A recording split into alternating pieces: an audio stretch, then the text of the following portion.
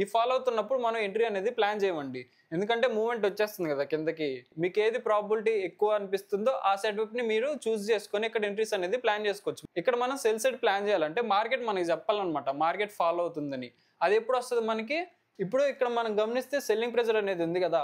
Price up side వస్తుందంటే hello అండి. Welcome to trading school Telugu. మనమైతే ఈరోజు మార్కెట్‌ని ఈ వీడియోలో అనాలిసిస్ చేసామండి. ఏమైనా డౌట్స్ ఉంటే ఒకసారి ఆ వీడియో చెక్ చేసి ఈ వీడియోలోకి వచ్చారనుకోండి మీకు ఒక క్లారిటీ అయితే వస్తది.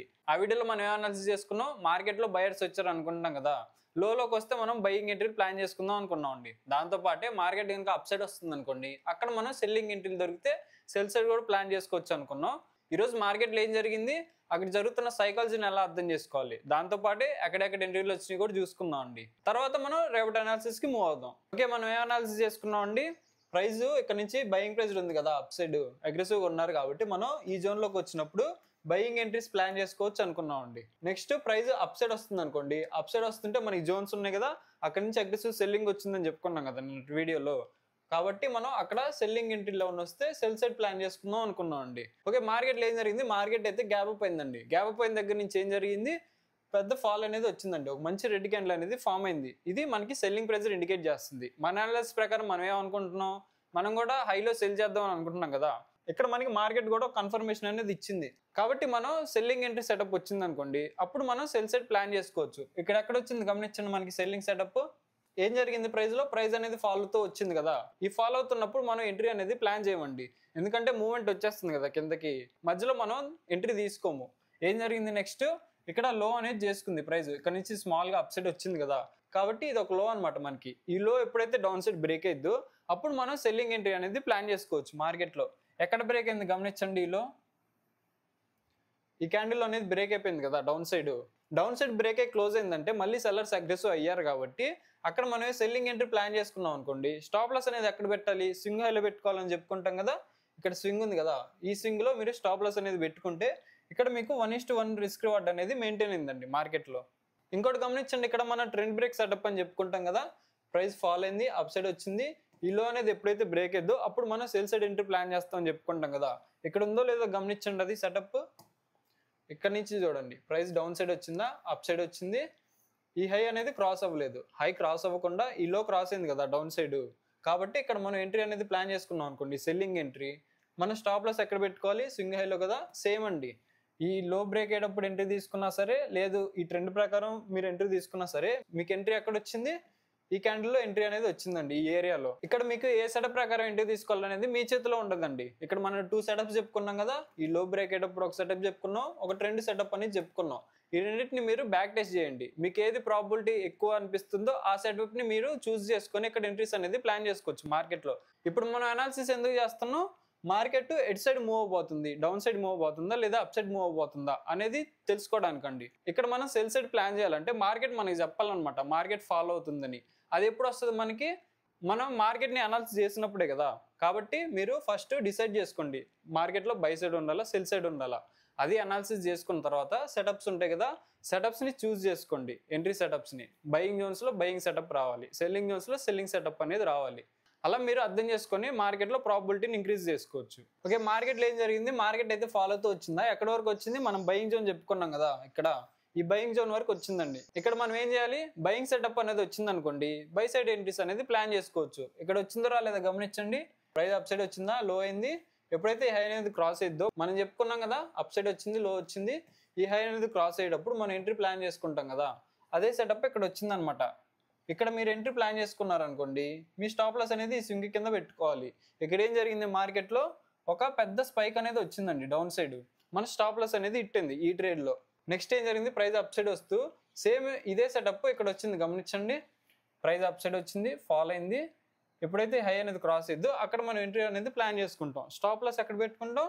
ఈ స్వింగ్ కింద స్టాప్ లాస్ అనేది పెట్టుకుంటాం. ఇక్కడ మనకి టార్గెట్ అనేది రీచ్ అయింది 1:1.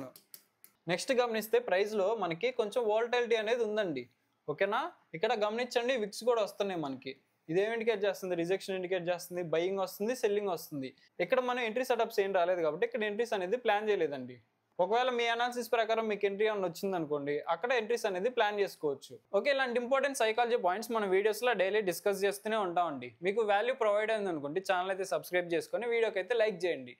మనం రేపటి అనాలిసిస్ మూవ్ అవుదామా? మనం ఏం చేస్తాం, డైలీలో చెక్ చేస్తాం కదా, ఒకసారి డైలీ చార్ట్లో చెక్ చేసుకుందాం. ఓకే, ఇప్పుడు మనం డైలీ టైం ఫ్రేమ్లోకి వచ్చామండి. ఇక్కడ గమనించండి, ప్రైస్లో ఓవరాల్గా మనకి డౌన్ ట్రెండ్ అనేది ఉంది కదా, దాంతోపాటు ఈరోజు మనకి ఏ క్యాండిల్ క్లోజ్ అయింది, ఒక మంచి రెడ్ క్యాండిల్ అనేది క్లోజ్ అయిందండి. ఈ రెండు మనకి ఏం ఇండికేట్ చేస్తున్నాయి, సెల్లర్స్ ఉన్నారని ఇండికేట్ చేస్తుంది మార్కెట్లో. డౌన్ ట్రెండ్లో హైలో ఏం జరుగుతుందని గమనించారనుకోండి, మీరు ఇక్కడ హైలో రెడ్ క్యాండిల్ వచ్చింది, మార్కెట్ అనేది ఫాల్ అయింది. ఇక్కడ హైలో రెడ్ క్యాండిల్ వచ్చింది, మార్కెట్ అనేది ఫాల్ అయింది. ఇది కూడా ఒక హైయే కదా, ఇక్కడ రెడ్ క్యాండిల్ వచ్చింది, ఇక్కడ నుంచి కూడా మార్కెట్ ఫాలో అయిద్దని అందరూ అనుకుంటారండి. కాకపోతే ఇక్కడ మనం గమనించాల్సిన పాయింట్ ఏంటంటే, ఇక్కడ ఉంది చూడండి వాల్యూమ్. ఈ వాల్యూమ్ ఏం జరిగింది, ఇంక్రీజ్ అయిందండి. ఇది మనకి ఏం ఇండికేట్ చేస్తుంది, బయింగ్ ప్రెజర్ అనేది ఇండికేట్ చేస్తుంది. అంటే మార్కెట్లోకి బయర్స్ అనే వాళ్ళు ఎంటర్ అయ్యారు. ఎక్కడ ఎంటర్ అయ్యారు, అది కూడా ప్రైస్ హైలోకి వచ్చిన తర్వాత ఎంటర్ అయ్యారండి.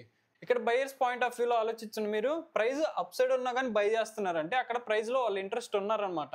కాబట్టి మనం బై సైడ్ ప్లాన్ చేసుకుందాం. ఎప్పుడు ప్రైస్ లోలోకి వస్తున్న బై సైడ్ ప్లాన్ చేసుకుందాం ఈ జోన్లో. లేదు ఇక్కడ నుంచి ప్రైస్ రివర్స్ అవడానికి పాసిబిలిటీ ఉందండి, ఒక మంచి గ్రీన్ క్యాండిల్ పడితే. ఎందుకు ఇక్కడ మనం బయింగ్ సైడ్ అనేది ప్లాన్ చేస్తున్నాం, బయర్స్ అనే వాళ్ళు ఇంట్రెస్ట్ చూపిస్తున్నారండి. ఎలా అర్థమైంది మనకి, ఇక్కడ వాల్యూమ్లో అర్థమైంది అనమాట.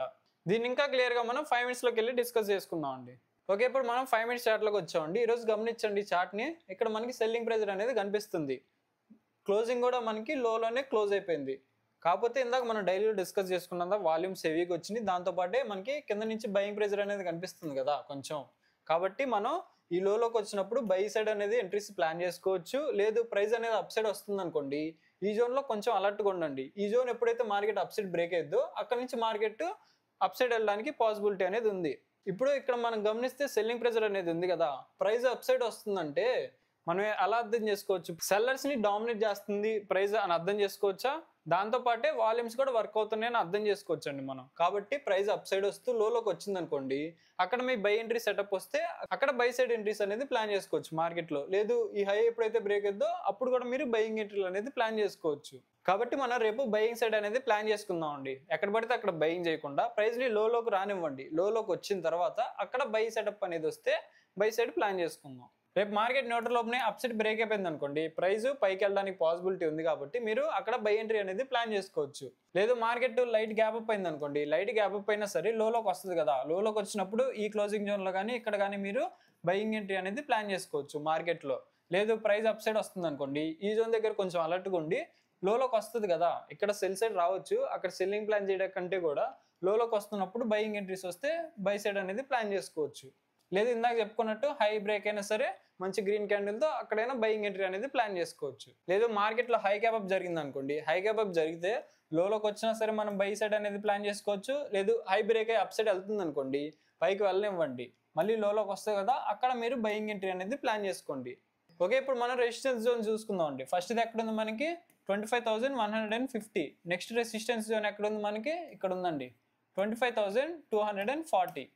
ఇక్కడ మీరు సెల్లింగ్ ఎంట్రీలు అనేది ప్లాన్ చేసుకోవచ్చు మార్కెట్లో.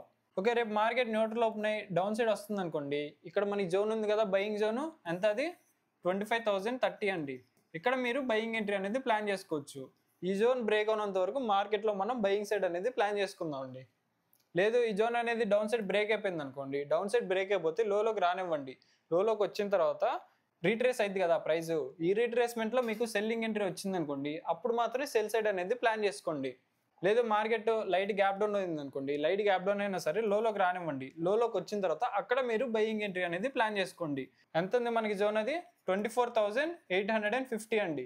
ఈ జోన్తో పాటే ఇక్కడ మనకి నిన్న లో చేసుకుంది కదా ప్రైస్, ఇక్కడ నుంచే కదా అగ్రెసివ్ బయింగ్ అనేది వచ్చింది. కాబట్టి దీన్ని కూడా ఒక బయింగ్ జోన్ లా కన్సిడర్ చేసుకోండి ఇది మొత్తాన్ని కూడా.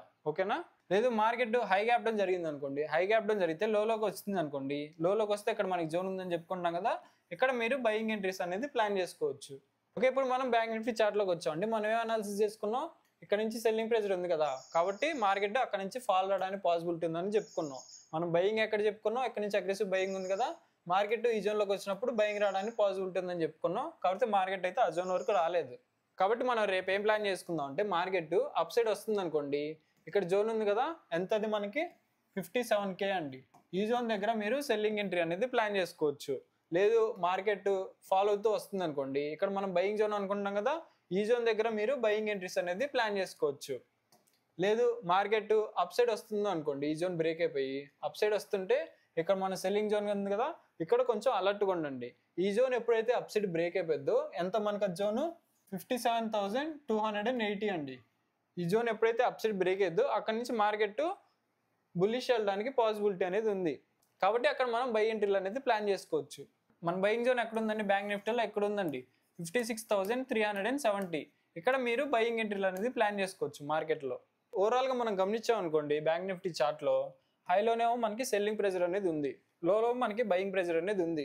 కాబట్టి మనం లోలోకి వస్తే బై సైడ్ ఎంట్రీ ప్లాన్ చేసుకోవచ్చు.